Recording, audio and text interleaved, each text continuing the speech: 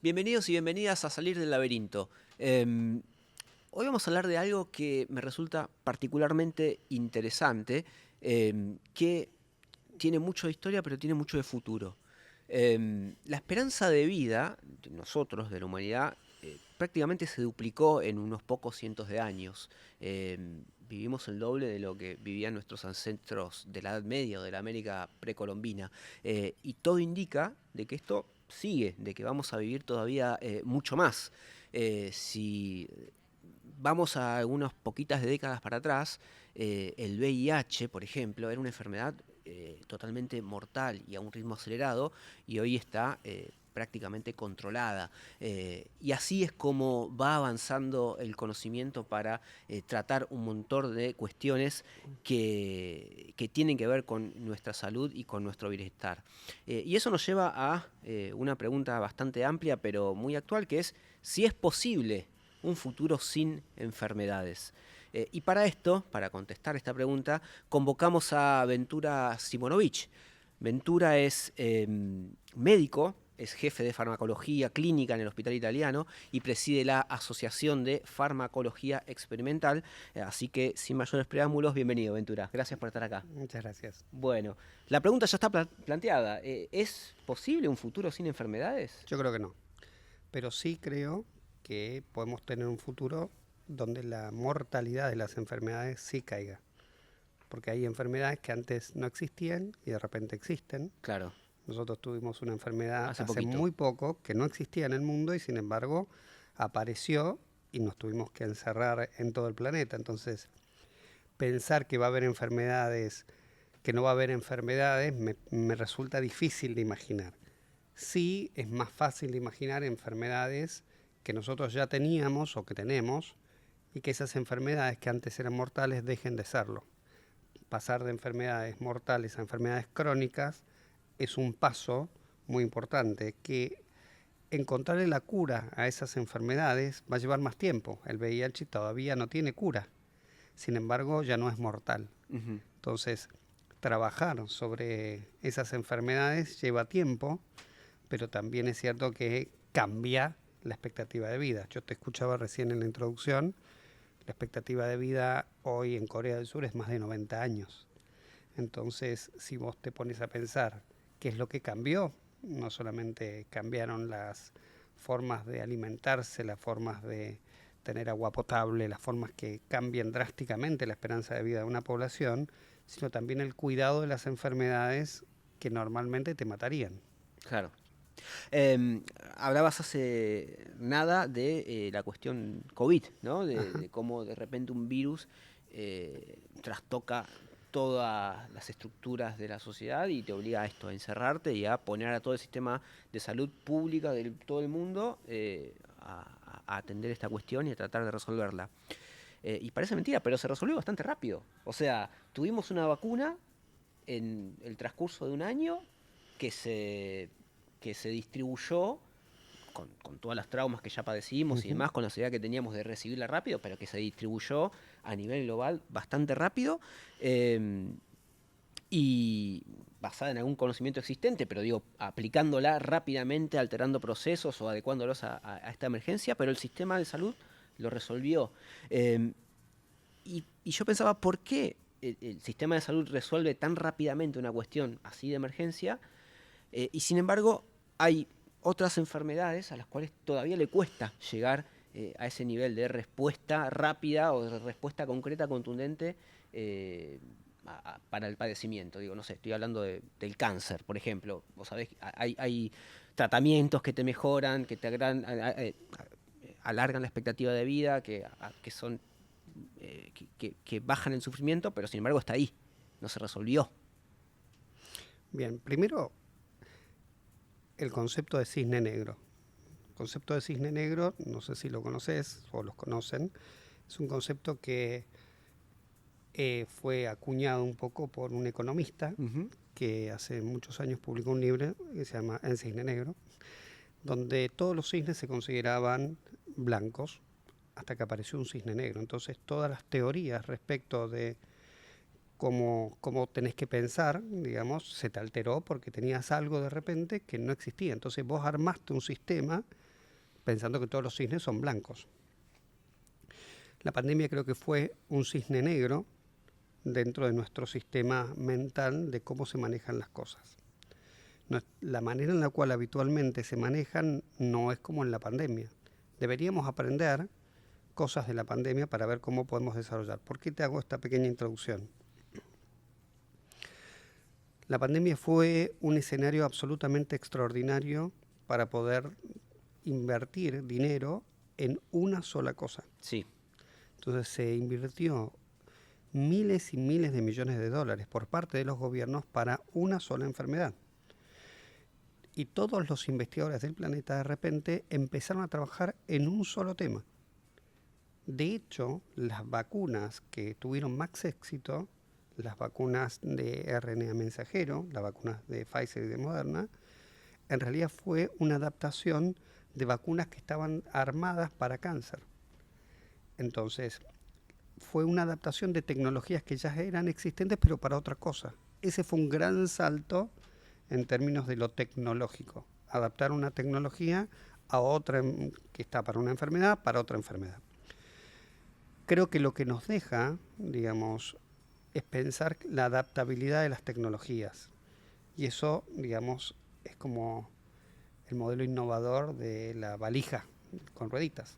Eso, para los que no lo saben, digamos, la valija con rueditas, la rueda es de la prehistoria, la valija es del medioevo, pero solamente un piloto de avión se le ocurrió en los años 70 juntar estas dos cosas y armar una valija con rueditas. Si vos le preguntás a alguien cómo se imagina una valija, no se la puede imaginar sin rueditas.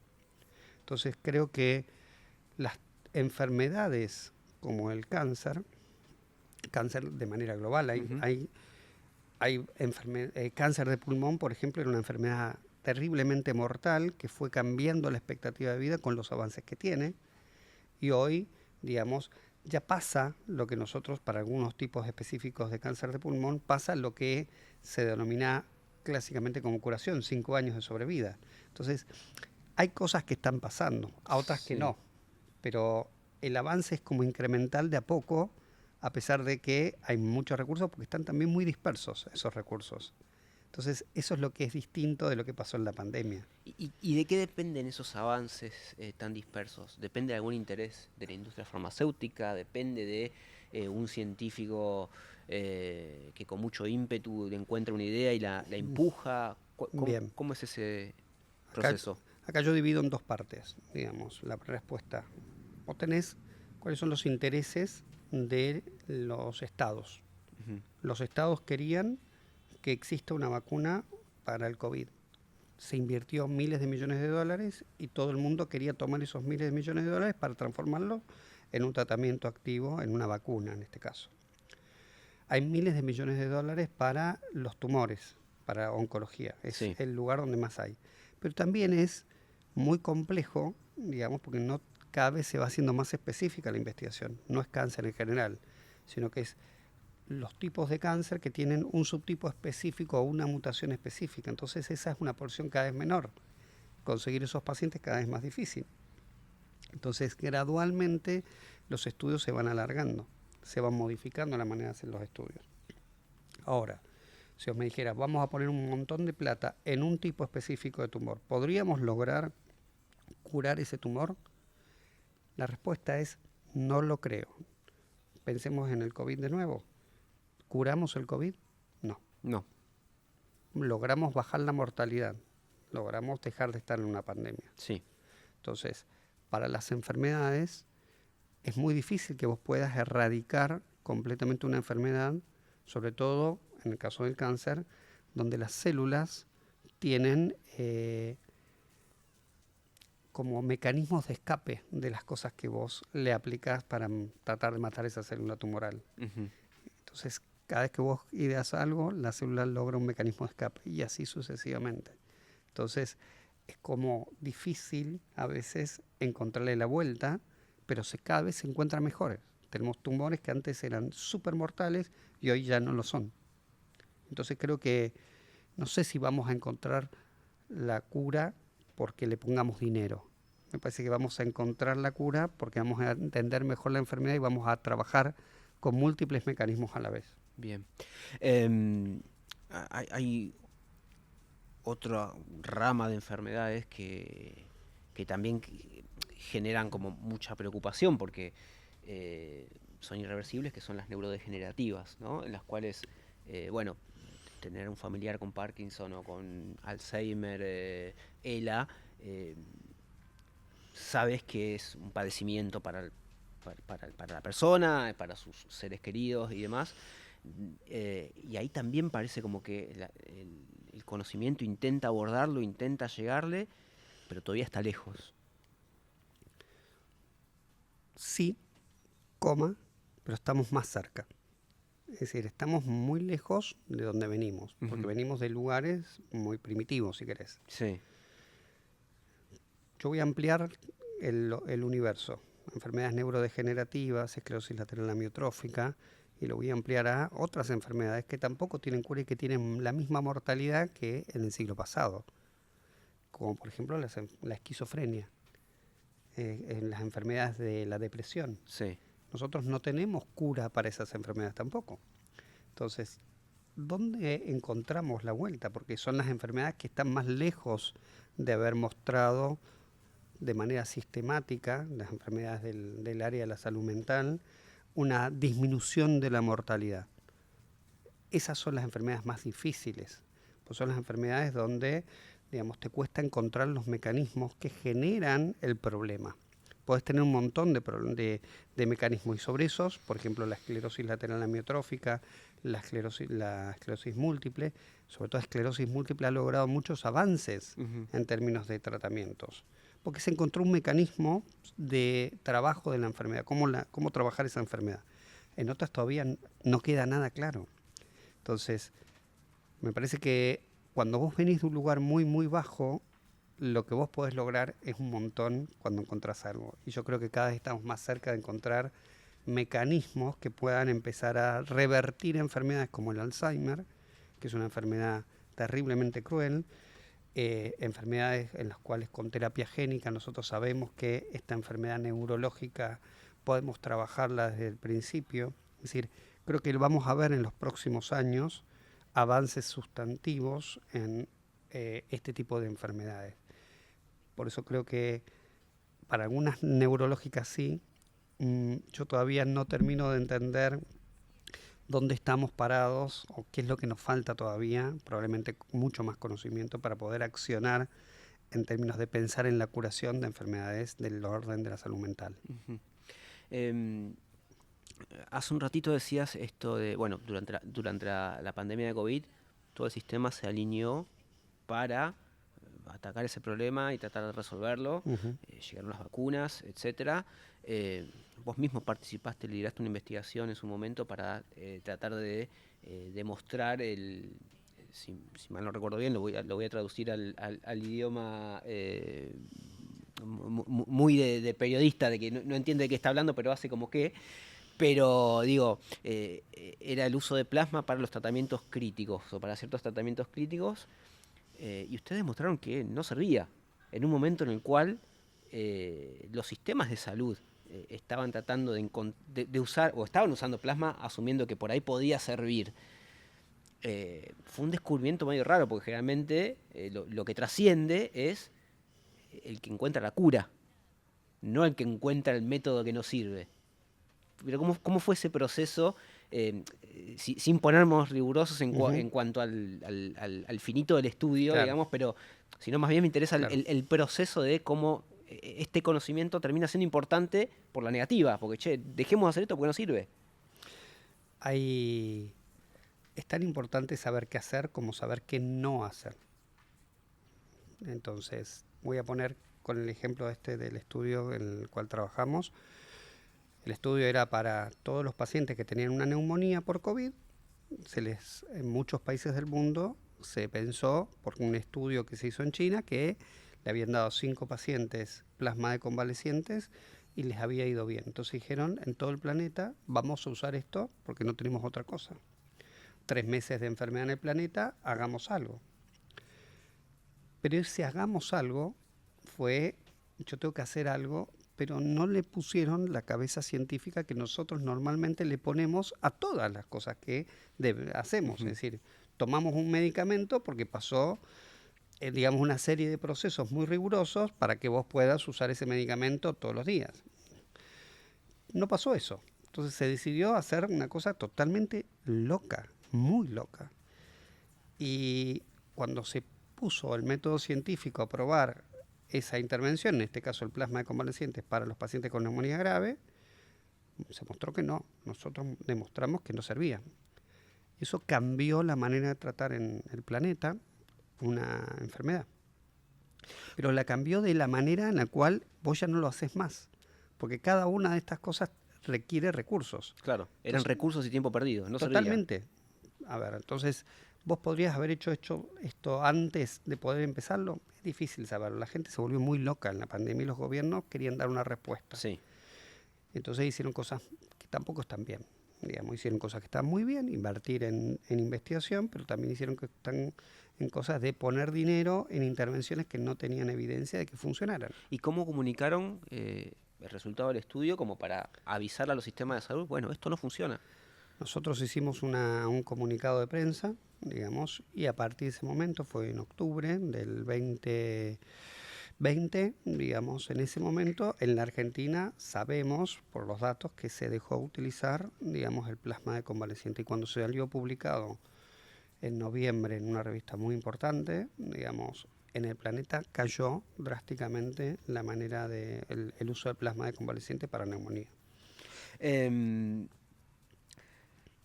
Una de las cuestiones que me gustaría tratar con vos es esto de, creo que lo venimos hablando por arriba, pero para ponerle un nombre, esto de la salud preventiva. ¿Se pueden prevenir enfermedades como la diabetes, algunos tipos de cáncer, trastornos neurodegenerativos, mediante, no sé, tratamientos médicos, o es una cuestión de hábitos, o se puede atacar antes de que llegue a un episodio de internación? Sí, pero digamos es muy complicado porque implica muchas cosas que son difíciles de sostener. Te voy a dar un ejemplo medio como aislado, pero que a mí me ayudó mucho a entender esto.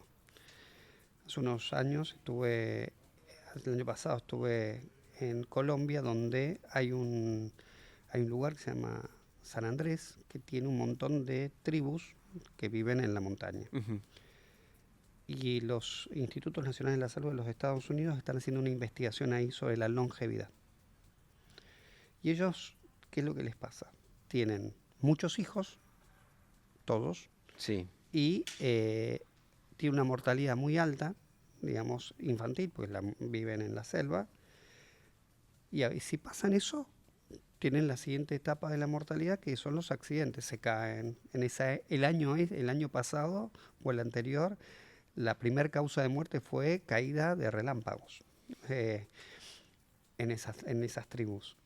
Y si vos pasás eso, ya no saben ni siquiera cuántos años viven. Con lo que comen, con lo que hacen, caminan muchísimo. Entonces ellos, si no tuvieran, digamos, si tuvieran el cuidado materno-infantil, si tuvieran las prevenciones respecto a los accidentes, probablemente tendrían una población extremadamente grande, que sería, si viviera ahí, uno diría muy longeva. Uh-huh. Pero también ellos mismos comentan, dicen, bueno, pero esta población, si nosotros no tenemos esto, nos comeríamos nuestros propios sustentos, porque ya seríamos tanto que no podríamos vivir en la selva. Entonces ellos mismos lograron un equilibrio respecto de la longevidad. Nosotros hoy tenemos todo lo que requerimos al alcance de nuestra mano. Y eso nos ha aumentado nuestra expectativa de vida, pero al mismo tiempo ha sido una trampa, porque tenemos otras cosas que antes no teníamos. Somos una población cada vez más obesa, somos una población que cada vez dura más tiempo, y mientras más duramos, más probabilidad de tener enfermedad de Alzheimer. Nos pasan cosas que después es muy difícil volver atrás. Entonces vos podrías decir, bueno, si yo trabajo precozmente, puede ser que logre mayor expectativa de vida. Eso le pasa a Japón, eso le pasa a Corea del Sur. Entonces trabajan desde muy, muy precozmente la alimentación, la actividad física. Estamos hablando de más que de una cuestión farmacológica, de hábitos. En principio es lo que nosotros sabemos que tiene más impacto, porque los hábitos no solamente impactan en una molécula o en un receptor, sino que impactan en sistemas. Y esos sistemas son los que benefician al cuerpo. Uh-huh. Si vos me dijeras, mira, ¿hay un medicamento que puede mejorar la expectativa de vida? La respuesta es, podrías actuar en un solo lugar, pero eso no significa que el sistema se beneficie de que actúes en ese solo lugar. Sí. Hay ejemplos múltiples. Durante mucho tiempo nosotros le dimos a las mujeres suplementos de estrógeno, porque terminaban de menstruar, le decimos, bueno, para que sigan estando bien, le seguimos dando suplementos de estrógenos.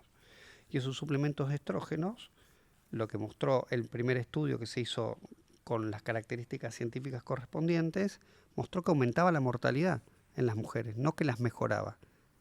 Entonces, el envejecimiento parece ser algo que debe ocurrir, pero tiene que ocurrir de una manera que pueda ser exitosa.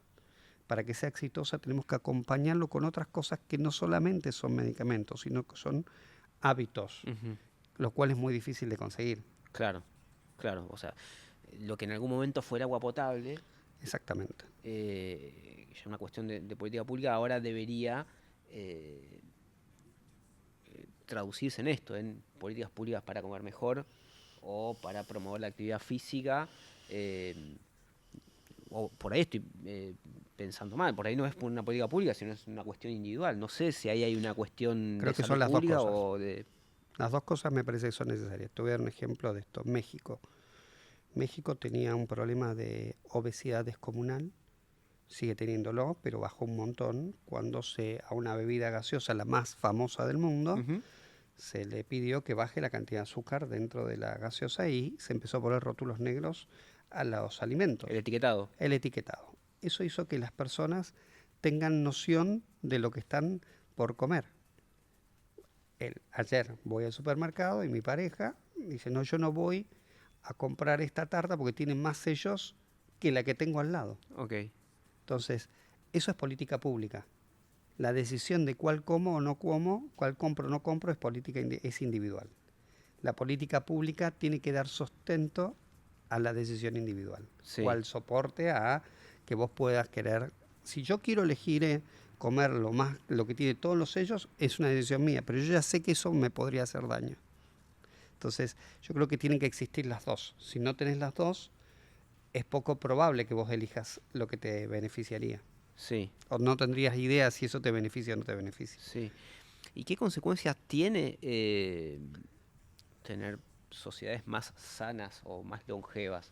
Vos lo traías con el ejemplo de la comunidad las comunidades originarias de San Andrés, esto de vivir más años, pero bueno, ellos tenían el tema del sustento, del propio alimento que tenían que generarse para poder mantener la comunidad. Supongo que en sociedades más modernas o tecnológicas ya es una cuestión de qué hacer con el tiempo, qué hacer con los sistemas de salud, etcétera.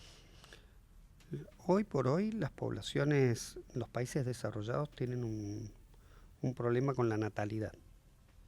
Cada vez somos menos. Corea del Sur tiene la mayor expectativa de vida, pero también es uno de los países que menos natalidad tiene. Entonces, paradójicamente, podemos vivir más tiempo, pero vamos a ser cada vez menos. Entonces, no en todos los países pasa esto. Los países con menor expectativa de vida, paradójicamente, son los que tienen mayor natalidad. Y no es paradójico, es como no sé cómo explicarlo. ¿Cuál es para vos la explicación? La misma de San Andrés.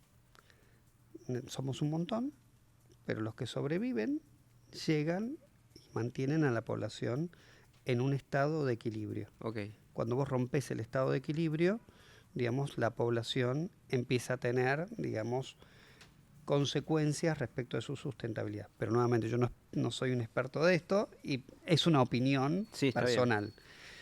Pero si nos ponemos a ver desde un punto de vista, mirándolo desde más lejos, vos tenés que las poblaciones cada vez van a tener más acceso a tratamientos innovadores o mejor, pero solamente aquellos que son ricos. Los medicamentos son cada vez más caros, los mecanismos más novedosos. Entonces, las poblaciones que tengan mayor cantidad de dinero van a ser aquellas que van a poder vivir más tiempo, pero al mismo tiempo no tienen quien los suceda. Entonces, va a haber un cambio a nivel global respecto de esto. Entonces, las tecnologías después van a empezar a llegar a los lugares donde antes no llegaban y esas poblaciones probablemente vuelvan a reemplacen, digamos, muchas poblaciones que se vayan envejeciendo. Pasa con la inmigración en muchos lugares del mundo. Pero nuevamente, yo no soy un experto en esto y es una opinión. Entonces, específicamente de lo que tiene que ver con tratamientos, yo creo que cada vez vamos a tener más acceso a tratamientos, vamos a vivir más tiempo, pero cada vez vamos a hacer menos. Claro. Y pasa esto también que vos mencionabas, que es como cada vez vivimos más tiempo, bueno, tenemos mayor posibilidad de tener enfermedades vinculadas a la ancianidad. Uh-huh. Y ¿No? sí, entonces si no encontramos tratamientos para enfermedades que son frecuentes en las personas más grandes, nosotros vamos a tener un montón de personas con Alzheimer y eso va a generar un gasto público que ya existe, pero está como está tercerizado en las personas. No es que el Estado está pagando a todas las personas asilos específicos donde están esas personas que no pueden estar en sus hogares, sino que la mayor parte de las veces sale del bolsillo de las personas a través de que se quedan en la casa con cuidadores o se quedan, digamos, los sistemas de salud son obligados a pagar y eso también tiene impacto en las cuotas, o sea, tiene un costo enorme en la población, únicamente la enfermedad de Alzheimer, que cada vez va a ser más frecuente. Entonces, pensar que no encontramos un tratamiento en esto debe ser una política pública, como fue en su momento el COVID. ¿Por qué? Porque nos va a impactar probablemente a todos, a nosotros dos probablemente nos pegue, porque no importa si vos hiciste o no hiciste algo que te pueda beneficiar. Te podría pasar igual, porque están asociadas cosas, pero no te garantiza que no lo puedas tener. ¿Y lo es? Digo, ¿es una política pública el tratar de encontrar un tratamiento a este tipo de enfermedades? A ver, no en todos los países. Estados Unidos está trabajando sobre esto, pero no a la dimensión que se hizo con el COVID. Claro. Pero va a tener un impacto mucho mayor que el COVID, porque el COVID lo que tuvo fue la espectacularidad. Se quedó encerrado el planeta. Sí. No había pasado. A esto es como es más lento, vos no te das cuenta del impacto que va teniendo hasta que finalmente vos dentro de 10 años te des cuenta que los sistemas de salud están súper saturados de este problema. Uh-huh. Hablabas hace un ratito de la obesidad.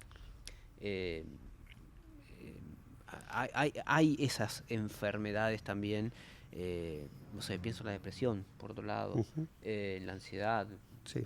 por ahí clínicamente son cuestiones distintas, pero en definitiva estamos hablando de cuestiones que afectan tu salud. ¿Cómo avanza el tratamiento en este tipo de enfermedades? Que digo, no te aparecen de un día para el otro, sino que emergen y además se empieza a hablar de ellas, porque Claro. hasta hace poco no eran ni siquiera consideradas enfermedades per se.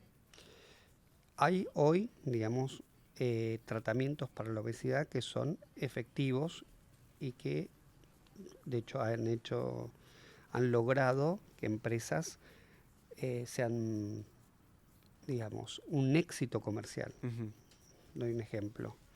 Hay una empresa que hoy pasó a ser una empresa que antes vendía insulina y ahora vende insulina y vende drogas para la obesidad, que es tan fuerte el impacto que tiene en términos económicos que el PBI del país, de la empresa, se calcula con y sin la empresa.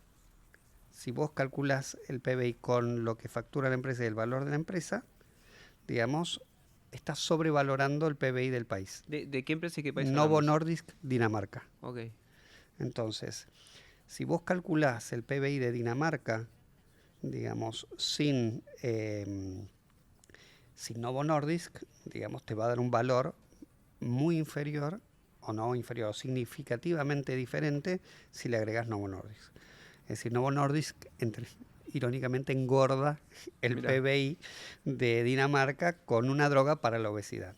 Entonces, se encontró un tratamiento que probablemente sea complementario con otros tratamientos.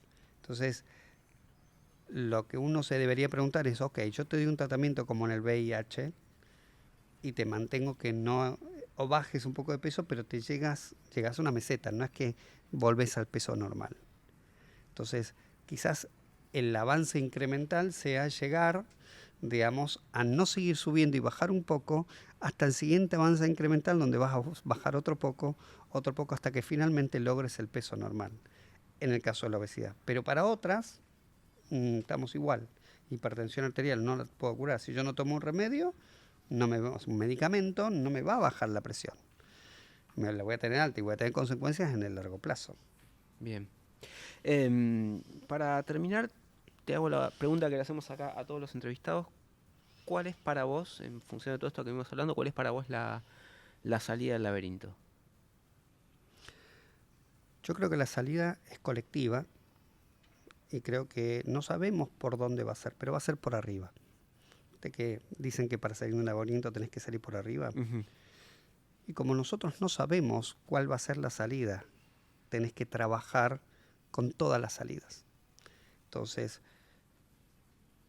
hace un rato estábamos charlando de las plataformas. Sí. Entonces, las plataformas te permiten encontrar una cadena que te permite decir, fallé en pero me sirve para esto, me sirve para esto. Entonces, algo me va a servir. Para mí me parece que la inversión en las cosas que son de salud pública, importantes para la salud pública, debería ser prioritaria. Y esas son inversiones del Estado. Y yo creo que los estados no pueden ser ausentes en términos del gasto en investigación. Para nada. Porque son los que logran que llegue un cohete a la Luna para que después haya una empresa que pueda poner gente en el espacio. Pero si no hubiera existido esa inversión estatal, no tendrías la otra. Claro. Entonces la salida tiene que ver con los estados y que con todas las pequeñas iniciativas de cada uno de los investigadores también logren financiamiento, porque no sabemos cuál va a ser la que va a funcionar. Entonces tenemos que apostar por todo. Gracias, Ventura. Un placer. Y gracias a ustedes por estar de otro lado. Nos encontramos en la próxima emisión de Salir del Laberinto.